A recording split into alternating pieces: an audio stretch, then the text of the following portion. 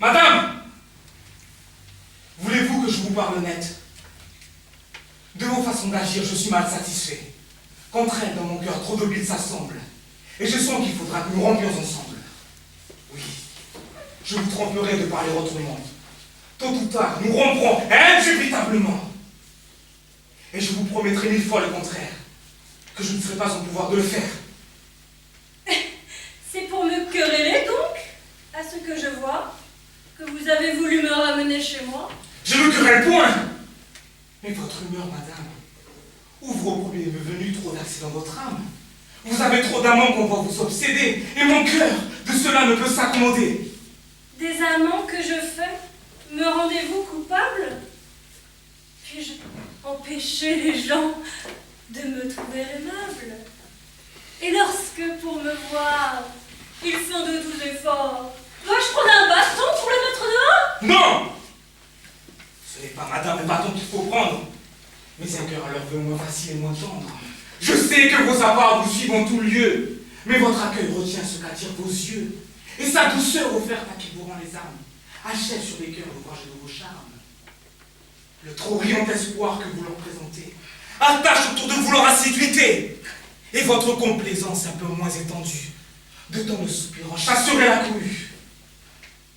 Mais au moins, madame, dites-moi, par quel sort votre clic tendre à l'heure de vous plaire si fort? Sur quel fond de mérite et de vertu sublime appuyez-vous en lui l'estime que l'on le voit? Est-ce par l'angle blanc qu'il porte au petit doigt qu'il s'est acquis chez vous l'estime que l'on le voit? Vous êtes-vous rendu avec tout le beau monde au mérite éclatant de sa perruque blonde? Sont-ce ces grands canons qui vous le font aimer? La main de ces rubans a-t-il su vous charmer? Est-ce par les apparts de sa vaste seringue grave qu'il s'est acquis? Chez vous, laissez mon voix. Où son ton de fossé et sa façon de rire ont-ils de vous toucher si trouver le secret? Qu'injustement de lui vous prenez de l'ombrage. Ne savez-vous pas bien pourquoi je le ménage? Et que dans mon procès, ainsi qu'il m'a promis, il peut intéresser tout ce qu'il a d'amis? Perdez votre procès, madame, avec constance, et ne ménagez point un rival qui m'offense. Mais de tout l'univers, vous devenez jaloux. C'est que tout l'univers est bien reçu de vous. Mais c'est ce qui doit rasseoir votre âme effarouchée, puisque ma complaisance est sur tous ses penchés. Et vous auriez plus lieu de vous en offenser si vous me la voyez sur un seul ramassé. Mais moi, que vous blâmez de trop de jalousie, qu'ai-je de plus que tous, madame, je vous prie? Le bonheur de savoir que vous êtes aimé.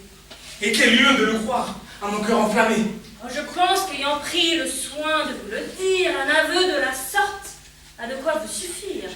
Mais qui m'assurera que dans le même instant, vous n'en disiez peut-être aux autres tout autant? Ah certes, pour un amant, la fleurette est mignonne.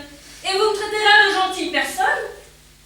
Eh bien, pour vous ôter d'un semblable souci, de tout ce que j'ai dit, je me dédise ici. Et rien ne saurait plus vous tromper que vous-même. Soyez content. Morbleu, faut-il que je vous aime? Ah, que si de vos mains je rattrape mon cœur, je bénirai le ciel de ce rare bonheur. Je ne le scelle pas. Je fais tout mon possible à rompre de ce cœur l'attachement terrible. Mais mes plus grands efforts n'ont arrivé jusqu'ici. Et c'est pour mes péchés que je vous aime ainsi. Ah, il est vrai, votre ardeur est pour moi sans seconde. Oui, je puis la défier tout le monde. Mon amour ne se peut concevoir.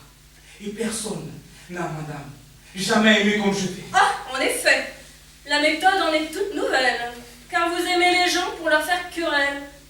Ce n'est qu'un mot fâcheux qu'éclate votre ardeur. Et on n'a jamais vu un amour si grondeur. Mais il ne tient qu'à vous que son chagrin nous passe. Hâtons-nous d'aimer, coupons chemin, de grâce, parlons-en.